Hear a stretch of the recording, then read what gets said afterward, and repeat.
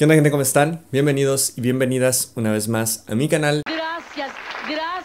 por vernos, gracias por apoyarnos. Ya saben que si están suscritos les agradezco un montón y si no, háganlo. Y también únanse a este canal para que puedan tener todos los audios del Duerme Conmigo disponibles y así puedan dormir conmigo. Si no me compras, te mueres.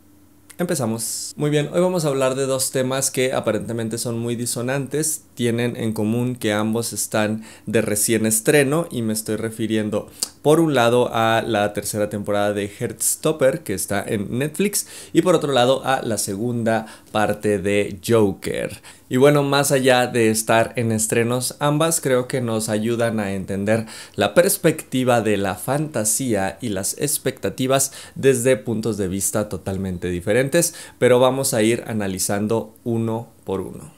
Y bueno, lo primero de lo que vamos a hablar en este video va a ser de nada más y nada menos que la tercera temporada de Heartstopper. Esta es una serie que creo que ya había comentado, o si no había comentado la primera temporada, por lo menos algún tráiler habré hecho. Y lo que sí recuerdo es que una de las opiniones que había dado era que no me hacía demasiada ilusión verla. Me pasaba algo parecido con Sex Education desde la perspectiva de que creía que era una serie demasiado didáctica y ustedes saben que a mí no me gustan demasiado esas cosas, es decir, los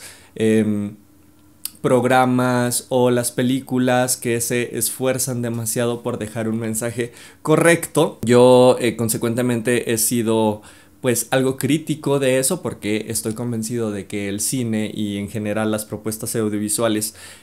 que se van hacia el lado de la ficción, incluso las del documental, no deberían de ser normalmente o no deberían de ser forzosamente pedagógicas, no deberían de preocuparse tantísimo por educar a la gente, porque ahí estamos rozando pues más bien en la propaganda, ¿no? Y eso, además de que le quita un poco su valor narrativo, al menos en mi gusto, también me parece peligroso porque funciona cuando son los discursos que sí nos gustan, pero no funciona cuando son los discursos que no nos gustan del todo. Sin embargo, decidí darle una oportunidad, así como lo hice en su momento también con Sex Education, y me llevé muchas sorpresas, porque si bien es cierto que desde la primera temporada, y eso es algo que se repite en la segunda y también en esta última, o última hasta ahora, al parecer sí va a haber una cuarta temporada, pero habrá que ver. Y eso que se repite es precisamente este esfuerzo por dejar claras ciertas cosas, como es una serie que, bueno, tiene mucho que ver con la identidad sexual y todos los problemas que orbitan el ser adolescente, pues normalmente no se quiere dejar espacio a la ambigüedad con respecto a qué es lo que deberías de hacer, ¿no? Qué es lo correcto o qué es lo que te va a ayudar en tu vida, una especie de real manual de supervivencia escolar, pero desde eso, desde lo social, desde lo sexual, desde lo íntimo. Y les digo, por un lado tenía esta cosa que ya les expliqué de por qué no me encanta, pero también después de ver estas temporadas, después de ver también Sex Education, me puse a pensar en que tal vez no hubiese sido tan mala idea tener este tipo de programas en nuestra adolescencia, sobre todo considerando que en contraste pues veíamos otro tipo de series como Skins o bueno, estas series que se van más hacia lo hiperbólico en cuestión de lo que nos llama la atención de la adolescencia, pero más desde un lugar hormonal, más desde un lugar de la idealización, ¿no? Estos temas con el sexo, con las sustancias, etcétera, pero también hay muchos otros temas más bajados a la realidad que suceden y que luego no son representados en este tipo de series, problemas más mundanos que aparentemente serían aburridos, pero que en esa época son trascendentales y sumamente importantes para nuestra vida. Y entonces ahí hay una cosa que bueno, no me decido y no es tampoco que tengan que decidirme, sino que cada una de las series o de las películas tiene sus características, pero por un lado tenemos esta cosa hiperbólica de, por ejemplo, Euphoria, ¿no? En donde no solamente en cuestión estética y en cuestión física de los personajes es sumamente excitante de ver, ya ni hablemos de ejemplos como Élite, pero también convengamos en que son situaciones que se prestan al absurdo, porque son situaciones que normalmente no pasan en la adolescencia, o por lo menos en la adolescencia que nos están planteando. Pasará un poco más en la universidad, en procesos un poco más avanzados, pero luego más bien se nos vende un universo de secundaria, de high school, pero a la vez con problemas que muchos en nuestra adultez ni siquiera hemos pasado. Bueno, eso no sucede en Heartstopper, sino que los problemas son un poquito más aterrizados. Aunque en esta tercera temporada en específico me parece que sí se arriesgaron un poquito más hacia mostrar estos lados más sórdidos, hasta hacia estos lados un poco menos cómodos para tratar desde una narrativa entre comillas responsable, que ya hablaremos más de eso. Pero para estar en el mismo canal resulta que, bueno, Nick Nelson ha pasado a su último año de lo que sería la preparatoria. Sabemos que Charlie está un grado abajo, entonces se están enfrentando un poco a esos procesos en los que saben que ya va a haber cambios, en los que algunos se cambian de escuela y se dejan de ver y todas estas problemáticas, ¿no? Pero sobre todo con la que inician con la problemática de Charlie, que ahora se nos presenta como un chico todavía más reservado, más introvertido, con ligeros rasgos de lo que podría ser depresión o ansiedad. Se le ve raro, lo notan así su familia, pero sobre todo el propio Nick, y se empieza a preocupar muchísimo más por él. Al poco tiempo vemos que uno de los problemas más presentes que tiene en ese momento es el de los trastornos alimenticios. Y pues bueno, un poco ese es el eje narrativo de la historia, por lo menos de los protagonistas, ¿no? Un Charlie ensimismado en este problema y sin saber cómo resolverlo, pero tampoco sin saber cómo pedir ayuda, y por otro lado un Nick ensimismado en su relación con Charlie, en tratar de apoyarlo, pero en esa lógica también volcándose hacia una relación codependiente. Y bueno, luego tenemos también los problemas de los otros adolescentes, problemas que tienen que ver sobre todo con esto, con la identidad, por ejemplo, problemas de transfobia en el caso de él, problemas también de codependencia en el caso de su novio, o algunos que tienen ahí todavía asuntos con respecto a sus padres. Hay un mayor protagonismo por parte de los padres en esta tercera temporada con respecto a las primeras dos, y sobre todo a la primera, en donde casi no estaban, y cuando estaban se mostraba no solamente a los padres sino en general a los adultos como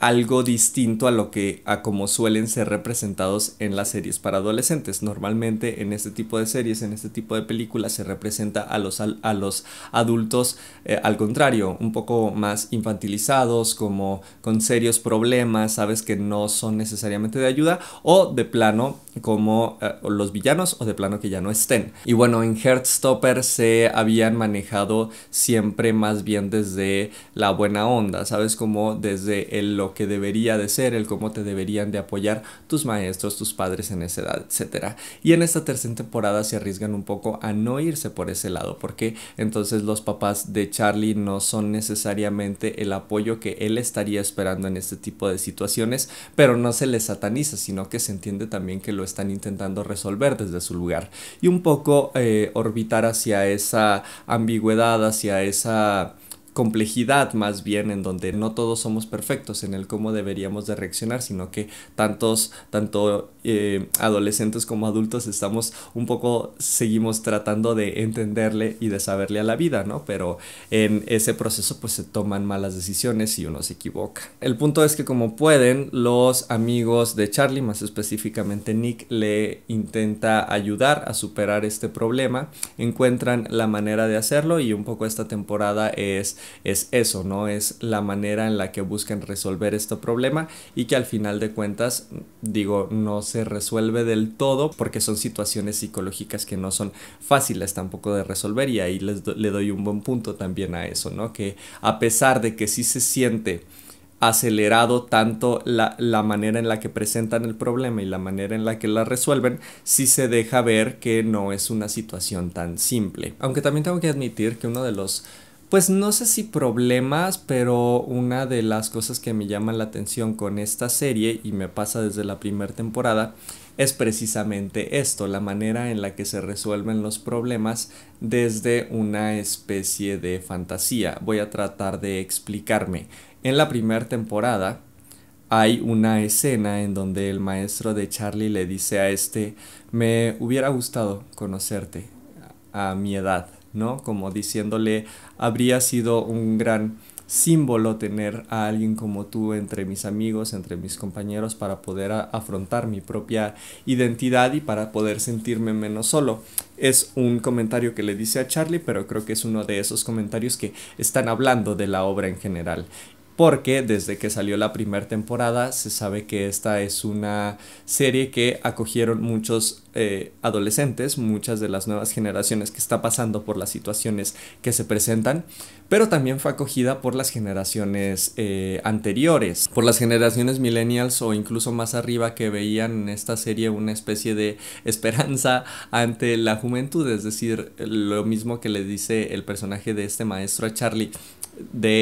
me hubiera gustado tener una serie como estas en mi adolescencia, en contraste con las que, bueno, ya mencionamos, ¿no? Por ejemplo, Skins, en donde, bueno, se le romantizaba hasta cierto punto a este tipo de trastornos, este tipo de problemas, y entonces, aunque tenía muchas cosas positivas de las cuales ya hablé en el propio video de Skins, también había situaciones que, al ser vistas por un adolescente, pues no necesariamente te estaban ayudando, y mucho menos sobre todo en el contexto en el que se estaban viviendo. Y esta serie, digo, no soy británico, tal vez es un tema también generacional, no sé si así sea realmente, valga la redundancia, la realidad de Inglaterra en estos momentos, pero definitivamente no es la realidad de Latinoamérica y de muchos otros países en donde las situaciones no son tan fáciles de resolver como luego lo plantean en esta serie. Aunque te digo, mejora con respecto a la primera, siempre se resuelve. A ver, los problemas, en realidad no hay un villano o no hay villanos en esta serie, sobre todo en esta tercera temporada. Antes teníamos un poco como al bully, ¿sabes? Teníamos un poco como a estas figuras antagónicas, y aquí no, sino que se va más hacia la perspectiva de que el antagonista es uno mismo y lo que nos pasa emocionalmente, ¿no? Los problemas tanto internos como de la sociedad que suceden en ese momento. Y desde ahí los problemas se resuelven siempre investigando, acudiendo con un profesional o, bueno, empezando por tener una plática y hablarlo, lo cual me parece sumamente valioso, sobre todo viniendo de esto, de unas generaciones en donde no se hablaban de estos problemas, en donde se le culpaba más bien a las personas y no tanto a los contextos socioculturales. Pero ¿qué me pasa específicamente con la manera en la que se resuelven estos problemas? Que funciona en esta fantasía que está construyendo la serie, en donde los maestros o los prefectos que salen en estas escuelas tienen la vocación y la intención de querer ayudar genuinamente, en donde los compañeros son empáticos, donde entienden, donde no se burlan, ¿sabes?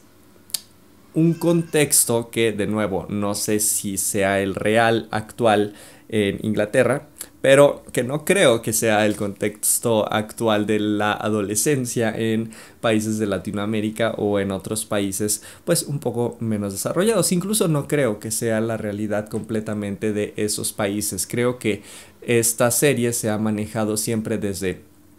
una fantasía en la cual se le invita al individuo a hablar de sus problemas y a enfrentarlos en una colectividad o a abordarlos en una colectividad, en una amistad, siempre respaldándote por el otro, y eso está bien bonito de ver, porque te provoca precisamente esta sensación de chale, me hubiera gustado tener esto en mi adolescencia. Pero creo que también desde ahí se está planteando desde el mismo lugar en el que se plantea, por ejemplo, una telenovela. Y me refiero a esta cosa aspiracional. Incluso lo mismo que sucede con otras series, ¿no? Por ejemplo, pienso en Élite y cómo esta aspiración hacia la vida de rockstar y de ser súper hegemónico y meterte con personas súper hegemónicas y todo esto, y una vida intensa y tal, es una aspiración que se está teniendo desde la fantasía. Lo mismo con Euphoria y otras series. Y aquí no creo que no suceda, sino que la fantasía va desde tener este lugar seguro, lo cual es muy noble de construir, porque creo que para las personas que lo están viendo ahorita, pues tal vez les ayude para eso, para construir una mejor realidad en un futuro.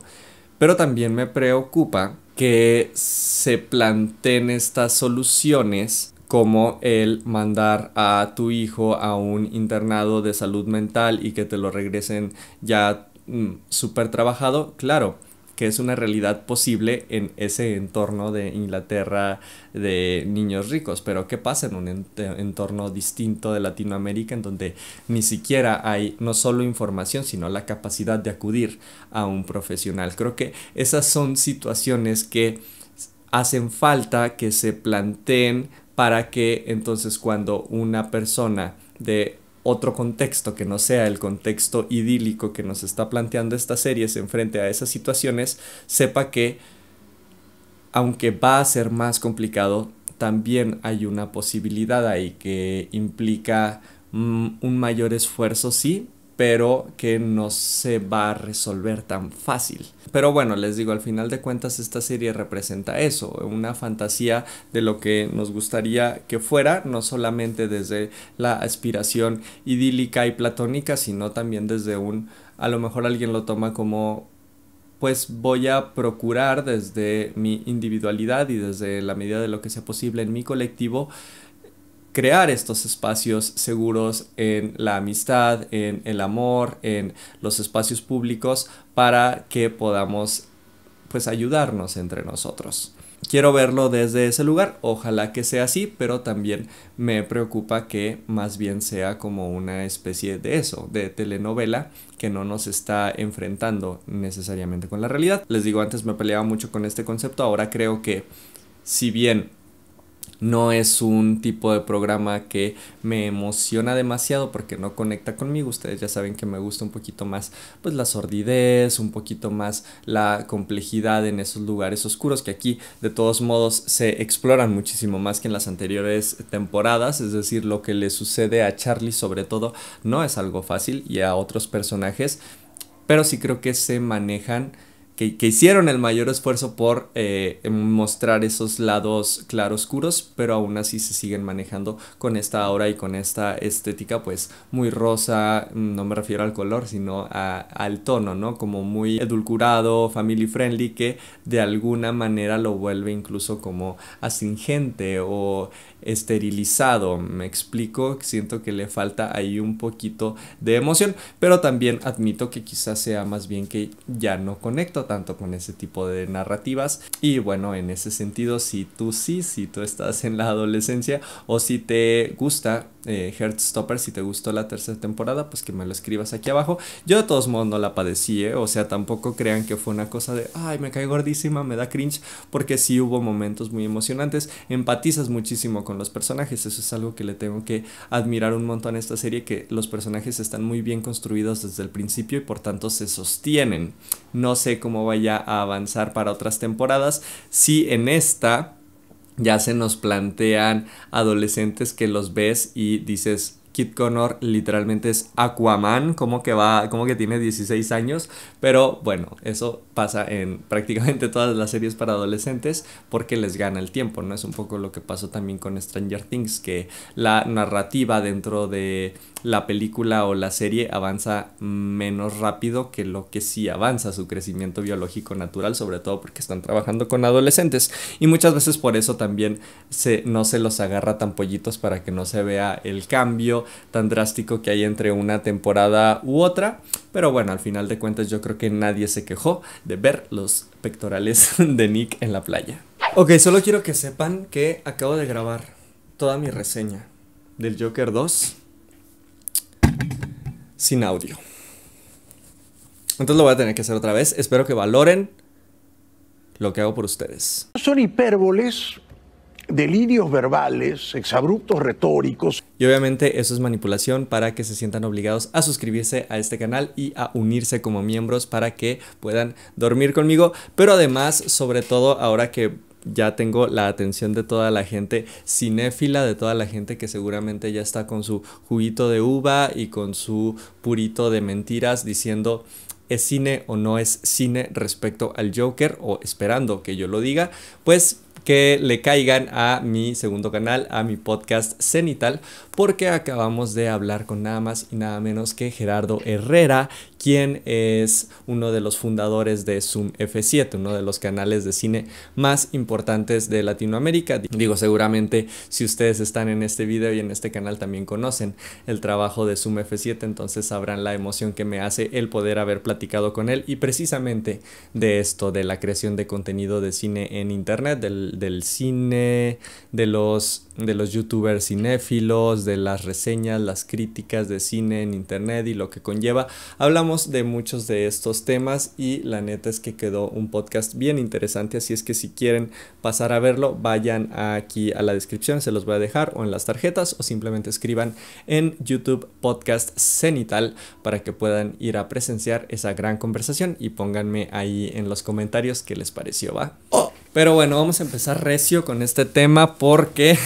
literalmente ya es la segunda vez que lo converso, lo cual está bien, o sea, porque luego también como este tipo de videos ya no los hago con un guión, sino que más bien son mis impresiones platicadas, pues el hacerlo una segunda vez me ayuda a estructurar de una mejor manera lo que vi. Y sobre todo cuando no está precisamente bien estructurada, pero ya lo vamos a hablar más adelante. Primero les platico pues precisamente eso, que Todd Phillips ha estrenado ya en cines su segunda parte de Joker, que se ubica inmediatamente después del final de la primera entrega, cuando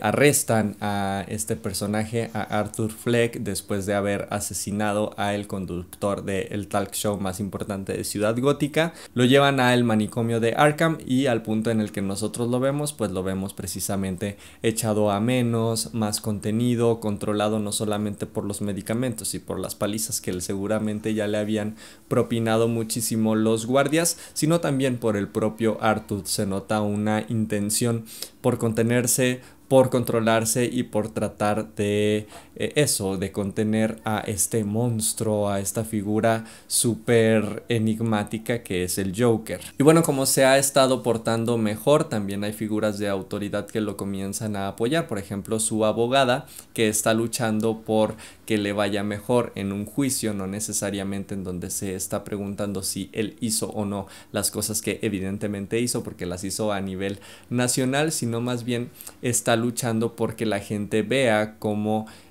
el personaje de Joker es distinto al personaje de Arthur Fleck, no solo en la estética, sino que asume que a raíz de todos los traumas de su infancia él ha desarrollado una doble personalidad, y entonces que no fue necesariamente Arthur el que hizo todas estas atrocidades, sino que fue un alter ego o una doble personalidad encarnado en el Joker. Y por otro lado también un guardia de seguridad, un policía que está ahí en la cárcel, le ayuda a salir, pues digamos por un lado le cae bien y por el otro disfruta un poco de regodearse en su autoridad ridiculizándolo. Y bueno, aprovecha que a Arthur le gusta pues el foco, ¿no? No necesariamente ese tipo de foco, yo creo que no se plantea en la película, sino más bien el foco de atención, el estar en un escenario, y se lo lleva hacia una especie de zona mixta entre las celdas de los hombres y las celdas de las mujeres, en donde hay un grupo de coro. Le dice que si quiere entrar a este coro y Arthur acepta, pues porque sabemos eso, que le gusta figurar, pues. La cosa es que en este coro conoce a nada más y nada menos que Harley Quinn, interpretada por Lady Gaga, y en ese momento inmediatamente se enamoran, porque como diría el buen, te lo resumo así nomás, no importa que estés a punto de ser sentenciado a la silla eléctrica, lo que en realidad importa es el amor heterosexual.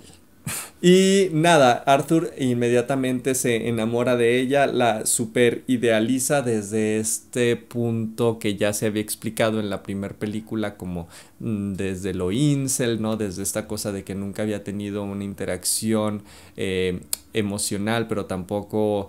física con ninguna mujer, y esto le hace también idealizarlas muchísimo. Lo vimos en la primera película con su vecina, y esta vez lo vemos con Harley Quinn, nada más que ahora sí de una una manera consensuada, aunque desde diferentes lugares, porque luego nos vamos dando cuenta que Harley Quinn siente sí un amor hacia él, pero más bien desde lo parasocial, más bien ama al personaje del Joker y no tanto a Arthur. Pero bueno, el hecho de que ambos estén en el grupo del coro de la cárcel le da un pretexto a Todd Phillips para hacer de esta una película musical. Y desde que se anunció, o sea, desde que salió el tráiler, o incluso desde que se anunció que iba a ser Lady Gaga, ya se intuía que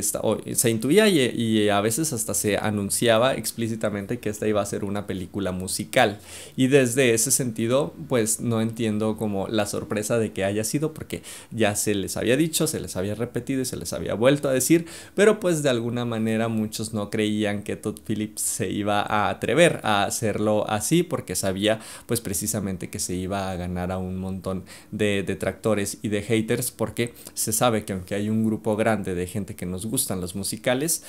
hay otro quizá incluso más grande que no le gustan los musicales y no solamente que no le guste como yo este tipo de series como lo que les hablaba con Heartstopper, sino que hay una explícita animadversión y resistencia hacia el tema de los musicales. ¿Por qué? Bueno, literalmente hay un podcast de Cenital que lo explica, también lo pueden ir a ver allá, en donde tratamos de explicarnos por qué la gente siente toda esta repulsión por el tema de los musicales, pero sobre todo el público al que está dirigido el Joker, lo cual desde ahí me parece una decisión rara, pero que creo entender. Más adelante les voy a platicar por qué creo que fue. El punto es que sí, la película se empieza a mover entre tres géneros, un poco el dramático, pero también un poco este género o subgénero de litigios y de jueces y abogados, pero también el tema del musical. Y mucha gente le ha tirado a esta película, te digo, por el tema de ser musical. Yo personalmente no lo encuentro problemático ni desde que se anunció ni ahora. ¿Por qué? Pues creo que creía en ese momento que había muchas maneras desde donde abordarlo, desde donde cimentarlo, y creo que la manera en la que encuentra Todd Phillips es positiva, es decir, creo que está justificado el hecho de que se aborde desde los musicales por esta cosa que presenta de la arena dramática, ¿no? De este grupo del coro, pero además pues atendiendo a esta cosa irreverente, a esta cosa pues de la locura misma del Joker, ¿no? Como por qué vamos a volver a intentar hacer una película súper realista y melancólica si ya está en otro punto la psique del personaje. Entonces hasta cierto punto me emocionaba eso, ¿no? Hasta qué punto va a ser todo un viajezote del Joker y cómo vamos y venimos entre la lucidez y la locura. Por eso a mí no solo que me resistiera el hecho de que fuera un musical, sino que me emocionaba el cómo lo iba a hacer. Y empezando la película yo decía, bueno, a pesar de que se me haga raro esta cosa de que hay un grupo del coro mixto entre cárcel de hombres y cárcel de mujeres, bueno, se entiende para darle pie a esta narrativa. Y entonces creo que sucede algo que pasará en el resto de la película, y es básicamente el dicho de el camino del infierno está empedrado de buenas intenciones. Me parece que la intención y la idea es buena, pero está pésimamente ejecutado, porque claro, tienes un buen pretexto para iniciar con este tema de los musicales como es el coro, pero luego te das cuenta que tanto a Harley como a Arthur les vale madre el coro y solo se preocupan por enamorarse entre ellos, solo les importa el amor heterosexual. Y como no ves esta pasión por eso que están haciendo, no necesariamente que les apasione el tema de los musicales necesariamente, pero sí que haya una conexión con la música y con las canciones que cantan y que se vinculen desde ahí para que entonces se justifiquen escenas posteriores que son musicales y que tienen que ver con esta conexión Troy-Gabriela. Pero incluso ya hablando de los números musicales en específico, aunque sí hay algunos que me parecieron divertidos, hilarantes, que incluso aportaban a la narrativa, la mayoría de ellos era todo lo contrario. Me parecía que estaban más desde la forma, desde el efectismo, que al final de cuentas es algo que le critiqué mucho a la primera parte, ¿no? Y con lo que algunos no estaban de acuerdo en esa primera entrega, pero que sí están de acuerdo en esta segunda, por lo que he visto que se ha comentado. Y es esta cosa pues de eso, del efectismo, de que se hacen las cosas desde la forma y no necesariamente desde el fondo. En la primera película había claras y declaradas referencias hacia el cine de Scorsese, más específicamente hacia El Rey de la Comedia y Taxi Driver, pero más desde lo estético, tanto desde la corporalidad del personaje como desde la fotografía, el diseño de arte, etcétera, pero no había una profundización en los temas, por lo menos en lo que veíamos en la pantalla. Lo mismo un poco que me parece aquí con el tema de los musicales, es decir, se crea toda esta parafernalia del musical, pero sin una esencia clara en la mayoría de los números. En algunos sí las hay, pero en otros me parece que están de más. Honestamente, extrañé un poco esta esencia que creo que se pudo haber explotado muchísimo más, como por ejemplo las escenas de La Naranja Mecánica, de Singing in the Rain, ¿no? Estas cosas que alternen entre lo divertido, hilarante, pero también entre lo sórdido o incluso hasta perverso, que sí tenemos en el corto de inicio. Sabes que hay un corto animado que emula como a estas animaciones de la Warner y que me parece brillante porque claro, es una cosa divertida, jijiji, jajaja, pero que a la vez dices, uy, esto está muy siniestro, que es la esencia del Joker al final de cuentas, y me hizo falta esa esencia en el resto de números musicales. También pienso, para no irnos tan lejos, por ejemplo, en este musicalito que se armó en American Horror Story Asylum, en donde Jessica Lange empieza a cantar con Evan Peters y con todos los personajes, y entonces es una cosa que tú dices, ¿qué es esta locura? Pero pues claro, estamos en un manicomio, sobre todo que se está planteando desde ahí, no desde la salud mental como tal, sino desde esta caricatura de los manicomios como se le ve en Arkham, desde la sordidez, desde el sentirte incómodo todo el tiempo. Creo que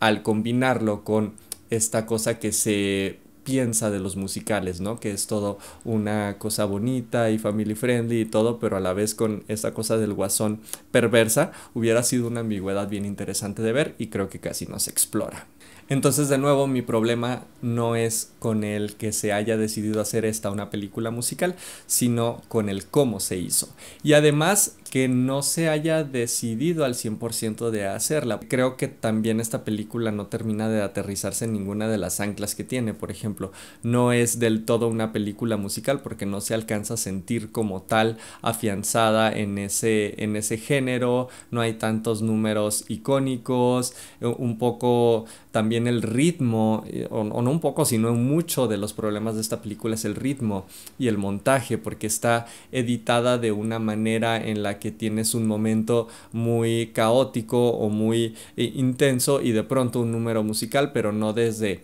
esta cosa disonante que te hace decir, claro, es que hay mucha locura aquí, no vamos a tener algo estructurado. Eso lo entiendo, ¿no? Una edición más a los Satoshi Kon, pero aquí más que sentirse eso, se siente una improvisación, un poco como si se le hubiera metido tijera a la película antes de estrenarla, lo cual no sería raro, sobre todo si ven la reacción de Joaquín Phoenix con Lady Gaga en el momento en el que se estrena, en donde hay gente que incluso ha puesto a inteligencias artificiales a leer los labios y nos damos cuenta de que Joaquín Phoenix le dice a Lady Gaga o le pregunta si no cree que cambiaron el final porque no es lo que se les había prometido. Se sabe que Todd Phillips grabó varios finales para evitar los spoilers, pero a lo que me refiero es que quizá no terminó eligiendo el que le había prometido al mismo Joaquín Phoenix. Y es que esto se nota, o sea, realmente se nota en el Dune de David Lynch, se nota en el Blade Runner de Ridley Scott, o sea, esta cosa de el director tiene una propuesta, pero luego los productores le meten mano y queda un Frankenstein ahí medio raro en el montaje. Lo noto en esta película, porque entonces te digo, no tenemos como tal un musical, pero también esta otra cosa de el género de abogados y jueces y litigaciones, pues tampoco se explora demasiado y es algo interesante este tema de si es una doble personalidad, el Joker y Arthur Fleck, si necesita genuflexión y empatía un personaje como estos, o más bien necesita ser desterrado de la sociedad e incluso de la vida, ¿no? Como este debate entre la moral, el bien, el mal, la lucidez o la locura. Creo que era un debate súper interesante, pero en el cual no se profundiza del todo. Y por otro lado, también si tú dijeras, bueno, es una película del Joker y Harley, entonces enfócate en esta relación, no necesariamente desde la comedia romántica, aunque hubiera sido interesante como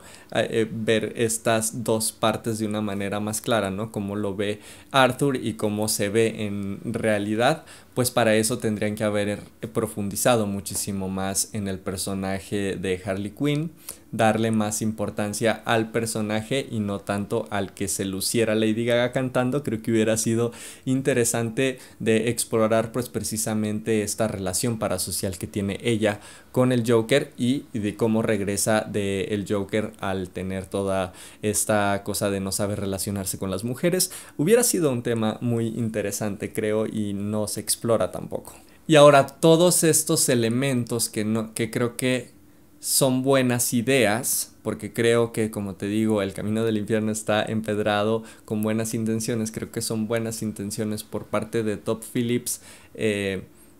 encarar el guión desde estos lugares. Creo que no termina de cuajar por esta necesidad de lograr el efecto contrario a lo que logró la primera película. Se sabe que después de la primer Joker hubo un montón de gente que se mueve más en estos terrenos de la Red Pill, de la alt-right en Estados Unidos, de los incels y todo lo que esa subcultura conlleva, que tomó al Joker como un símbolo, aunque no haya sido la intención de Todd Phillips. Que bueno, sabemos y lo criticamos en su momento, que hubo muchas cosas ahí de victimización y de romantización del personaje que seguramente hicieron que se fuera por ese lado, pero también hubo otras que fueron muy malentendidas, y eso ha pasado en la historia del cine muchísimo. O sea, después de La Naranja Mecánica de Kubrick hubo un montón de gente en Inglaterra que se vistió como los drugos y empezó a causar pues sí, actos deleznables en la sociedad británica. Lo mismo sucedió, por ejemplo, con la película de American Psycho. Lo mismo sucedió con Fight Club, que era una película que criticaba estos estereotipos de la masculinidad, y más bien se le tomó como un símbolo de la masculinidad a Tyler Durden. Es decir, es muy difícil que no haya estas malinterpretaciones por parte de ciertos sectores de la sociedad, y luego como eso modifica la percepción de tu película. Eso es algo que le pasó a Todd Phillips con el Joker, y creo que estaba demasiado preocupado con que no le pasara en esta segunda película, que toma al personaje y digamos que hace una especie de lógica del rey va desnudo, ¿no? En el que lo desnuda frente al público y lo hace ver incluso de manera exagerada como un personaje ridículo, como un personaje que no hay que tomar como símbolo, y llega incluso hasta a ser obvio poniendo este personaje de Harley Quinn y todos los seguidores que hay del Joker dentro de la ficción, pero al no explicar desde dónde sucede esta relación parasocial, al no explicar desde qué necesidades sociales y psicológicas de los personajes de esa subtribu urbana, se ve más como una imposición, como una caricatura, y de nuevo como el problema que creo que tenemos desde la primera película y todos los que hemos explicado en esta, que es el efectismo, como el decir, bueno, aquí vamos a tener a estos personajes que lo adoran solamente por ser el Joker, y entonces que quede claro que eso está mal. Y claro que está mal, yo estoy completamente en contra de eso, pero creo que explicarlo con una mayor profundidad hubiera servido para que no se sintiera solamente como eso, como un efecto, como una imposición, para que quedara claro el mensaje. Pero aún así creo que por el final No les voy a revelar el final, tranquilos, no les voy a dar spoilers, pero sí les voy a pedir que se fijen muy bien en esos últimos minutos y en esos últimos segundos, porque ahí explica lo que creo que fue la intención de Todd Phillips con esta película, y un poco también en el momento, no les voy a decir en qué momento, no es en el final, pero hay un momento en el que Joker voltea la cámara y dice: no les voy a dar lo que quieren, no les voy a dar ese show que todo el mundo está esperando. Creo que ahí de alguna manera está hablando Todd Phillips diciendo precisamente: no les voy a dar lo que esperan con esta segunda película, porque no me gustó la recepción que se tuvo de la primera, y entonces da una vuelta de tuerca, deliberadamente decide decepcionar a sus seguidores, y bueno, así es como le está yendo. A mí esa me parece una decisión súper arriesgada, pero súper valiente, que respeto mucho, pero desgraciadamente no está sustentada con una buena ejecución y con un buen manejo de los elementos cinematográficos para que entonces se respaldara esta intención. Sin embargo, aún así entiendo el propósito y entiendo el mensaje, y me parece un mensaje poderoso que básicamente es o se conecta con esto que hablábamos de la fantasía con Heartstopper, ¿no? Que muchas veces nos es más cómodo vivir en la fantasía, no entender la complejidad de las cosas, sino que quedarnos con lo que nos gustaría que hubiera sido. Y en ese sentido, esta película rompe con esa fantasía, rompe con esa expectativa de lo que queremos como público y lo que queremos ver. Bueno, desde ahí todo el hate que le ha tocado. Pero también en el fondo nos habla de cómo este tipo de sujetos, este tipo de emblemas, como el Joker, al final de cuentas no es problema de una persona. Es como esta paradoja en: si pudieras volver al pasado y matar al bebé Hitler, ¿lo harías? Pues no, porque si no existe Hitler, va a existir otra persona que va a suplir su lugar, porque lo que necesita la sociedad en ese momento es esa figura, ese estandarte. Y si no lo tiene con esa persona física, ¿no?, por decirlo de alguna manera, lo va a buscar en otra, pero lo que necesita es ese símbolo. Y entonces el tratar, el diferenciar a el Joker persona de el Joker símbolo es una de las cosas que me parecen más relevantes de esta película, y me gusta mucho ese mensaje. Te digo, desgraciadamente no se sustenta con una buena ejecución, y de ahí que mucha de la gente no haya conectado con esta segunda película. Sin embargo, pues bueno, ya saben que esa es mi opinión y me interesa saber la suya, así es que escríbanme en los comentarios si les gustó, si no les gustó, o qué opinan de El Joker 2, qué opinan de Heartstopper 3, y bueno, qué les gustaría ver en un siguiente video, cuál serie, cuál película o cuál chismecito. Y nada, antes de irnos, solamente recordarles que se pueden suscribir a este canal, darle like, compartirlo con sus amigos en sus redes sociales, y desde luego unirse como miembros del canal para que puedan acceder a estos 4 audios que diseñé en compañía de mi amigo Jano Unzueta, en los cuales por medio de mi voz y su música te guiamos a través de 4 temas fundamentales: la respiración, la atención, la oscuridad y los sueños en tu camino antes de dormir, para que antes de hacerlo precisamente puedas relajarte, puedas tener una introspección y puedas disponerte mejor a eso, a dormir, y qué mejor que dormir conmigo. Eso suena bien como jingle, pero también suena un poco cringe, entonces tú solo únete, ¿va? Y nos vemos en el siguiente video.